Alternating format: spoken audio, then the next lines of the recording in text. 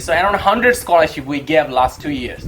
So this year our main focus is about giving more scholarships to more people, create more champions. So we are target to give 150 to 200 scholarship in 2020.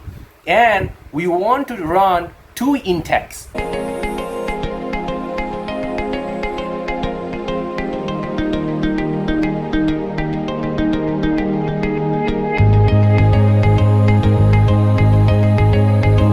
So, I know that GUP has already been launched in 2018.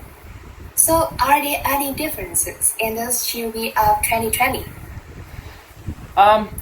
So in GUP we started with the 3 courses in 2018. It was a Share for Life, Lead and Love, and Fast Aid Hero Factory. And then after running those 3 courses, we figured out that students really need entrepreneurship skill set. So that's why we added a race program in 2019. So now we have 4 programs, 4 courses in the GUP, and 2020 we are not adding any more. But what we are doing we are also constantly seeing it how we can scale this program to more. So our 2020 main goal will be bring this scholarship to more people. So the 2018 we gave around 45 scholarships. 2019 almost gave 50. So around 100 scholarship we gave last 2 years.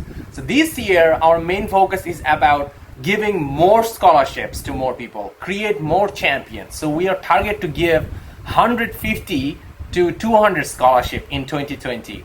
And we want to run 2 intakes. So last 2019 and 2018, we had only 1 intake of GUP. So that means 1 batch and we graduate 1 year. But 2020, we'll be taking 2 batch and there will be two times graduations getting out of GUP programs. So the number of graduates, we want to offer this scholarship to 150 to 200 scholarships. So this is the biggest difference.